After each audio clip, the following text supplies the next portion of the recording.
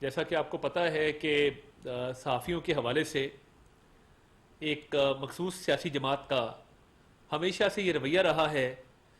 کہ صحافیوں سے متعلق جو ہے وہ نازیبہ الفاظ استعمال کیے جائیں، صحافیوں پر حملے کیے جائیں،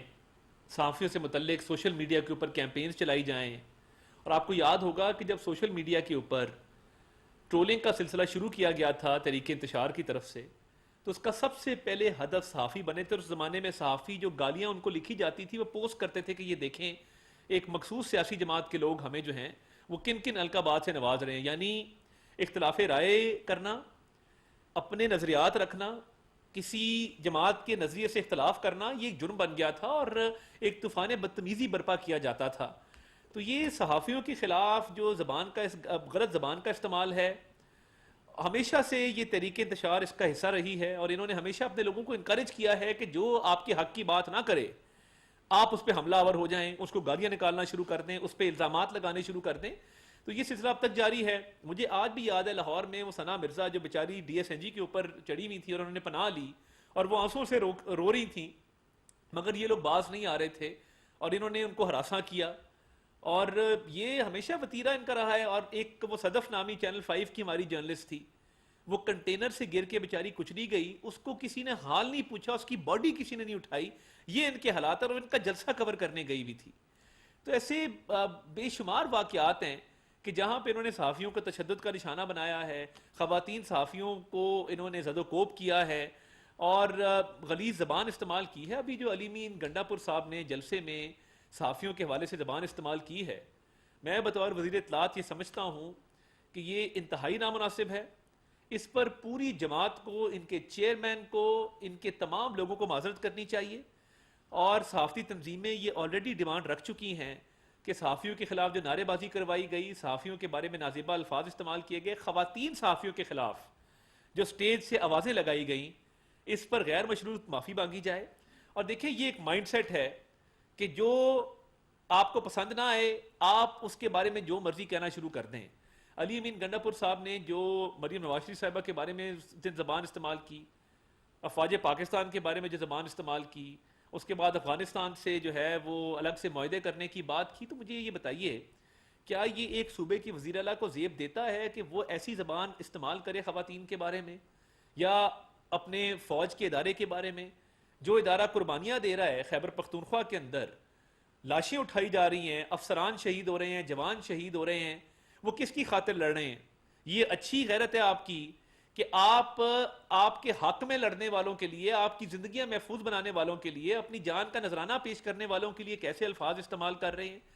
یہ بہت قابل مذمت ہے۔ اور دیکھیے اس سارے ایشو کے اندر یہ پھر سے ایجنسیوں کو لے آئے کہ جی نقاب پوش آ گئے، ہمیں اٹھا لیا، ہمارے پہ ظلم ہو گیا۔ دیکھیے ویڈیوز کلیئر ہیں، دیکھا جا سکتا ہے، ان کے رہنما جب گاڑی میں بٹھائے جا رہے ہیں، پولیس کے اہلکار وردی میں ملبوس موجود ہیں، پارلیمنٹ کے باہر موجود ہیں۔ تو آپ کے پاس کوئی ایویڈنس ہے کہ کوئی نقاب پوش آئے یا فلاں آیا؟ ان کو فوبیا ہو گیا ہے، یہ ایک خوف کا شکار ہیں کہ یہ ہر جگہ پہ ان کی کوشش ہوتی ہے کہ یا فوج کے ادارے کو گھسیٹ کے لے آئیں یا ایجنسیوں کا نام جو ہے کسی طریقے سے لے لیں۔ تو آپ ماضی میں جو کرتے رہے ہیں، اور جو عمران نیازی کا بانی چیئرمین پی ٹی آئی کا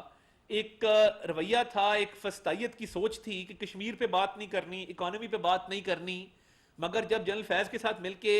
کیسز بنانے کی باری آتی تھی تو اپوزیشن کے ہر رہنما پہ کیس بنے۔ تو یہ مجھے سمجھ نہیں آ رہی کہ ان کی پالیسی ہے کیا۔ یہ اس وقت جب ہمارے رہنماؤں کو جیلوں میں ڈالتے تھے جھوٹے کیسز کے اندر،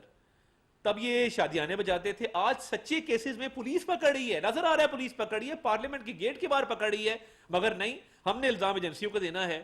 تو بات یہ ہے کہ یہ میٹھا میٹھا ہپ ہپ کڑوا کڑوا تھو تھو، اور یہ جو کنوینئنس کی پالیٹکس ہے یہ نہیں چلے گی اس ملک کے اندر۔ اور میں سمجھتا ہوں کہ یہ صحافیوں سے بھی آپ معافی مانگیں، اور یہ جو اسپیکر کے آفس سے ویڈیوز جو موصول ہوئی ہیں جس کے اندر کلیئر دیکھا جا سکتا ہے کہ باہر سے گرفتاریاں ہوئی ہیں، آپ اس کو رد کر سکتے ہیں، آپ کا رائٹ ہے، اس کو ایگزامن ہم کریں گے۔ تو یہ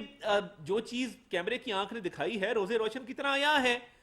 آپ اس پہ تو نادم نہیں ہیں، شرمندہ نہیں ہیں۔ جو آپ کے وزیر اعلیٰ نے زبان استعمال کی ہے خواتین کے خلاف، صحافیوں کے خلاف، ایک خاتون وزیر اعلیٰ کے خلاف، فوج کے خلاف، اس پہ آپ کو شرمندگی نہیں ہے، وہ جتنی مرضی بدتمیزی کرے، مگر آپ نے ان اریسٹ کے اوپر ایک پوری پالیٹکس کھیلنی ہے اور اس کو ایک اور رنگ دینا ہے، تو یہ میں سمجھتا ہوں بڑی قابل مذمت بات ہے۔ دوسرا جو ایک اہم موضوع میں آپ کے سامنے رکھنا چاہتا ہوں، وہ جو بانی چیئرمین پی ٹی آئی کی طرف سے سوشل میڈیا پہ ایک پیغام دیا گیا، اور پھر وہی روش، یہ سیڈیشن کی طرف جا رہے ہیں، یہ اس ملک میں انارکی پھیلانا چاہتے ہیں، اور یہ جو فوج کے ادارے کو ٹارگٹ کیا جا رہا ہے ان سوشل میڈیا پوسٹ کے ذریعے، پھر سے وہی بات اپنے آپ کو مجیب الرحمان سے کمپیئر کر رہے ہیں۔ بھئی آپ نے دیکھا نہیں کہ بنگلہ دیش کے اندر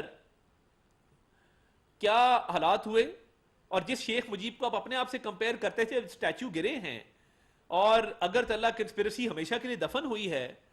تو کیا آپ کو یہ محسوس نہیں ہوا کہ وہاں پہ لوگوں نے ایک سچ کو ریئلائز کیا؟ اب آپ اپنے آپ کو دوبارہ شیخ مجیب سے کمپیئر کر رہے ہیں، اور اس کے اندر جو آپ نے اگزامپلز کوٹ کیے ہیں، یہ بالکل قابل مذمت ہے، اور یہ ان کو شرم آنی چاہیے یہ باتیں کرتے ہوئے کہ جہاں پہ آپ اس ملک کی سالمیت پہ سوال اٹھاتے ہیں، لوگوں کو انارکی پہ اکساتے ہیں، آپ سیڈیشن کرتے ہیں، تو اس پہ ایف آئی اے نے یہ فیصلہ کیا ہے کہ وہ اس پہ باقاعدہ تحقیقات کریں گے، اور یہ پوچھا جائے گا کہ یہ سوشل میڈیا پوسٹ بانی چیئرمین پی ٹی اے کے اکاؤنٹ سے کون چلا رہا ہے، اور آیا وہ خود پیغامات لکھ کے بھیجتے ہیں، کون اکاؤنٹ چلاتا ہے، اور کون یہ ڈائریکشن دیتا ہے کہ اس طرح کے پوسٹ جو ہیں وہ لگائے جائیں، اور اس کے اندر بھی جو جس طرح کی باتیں کی گئی ہیں، جس طرح کے جھوٹے الزامات لگائے گئے ہیں،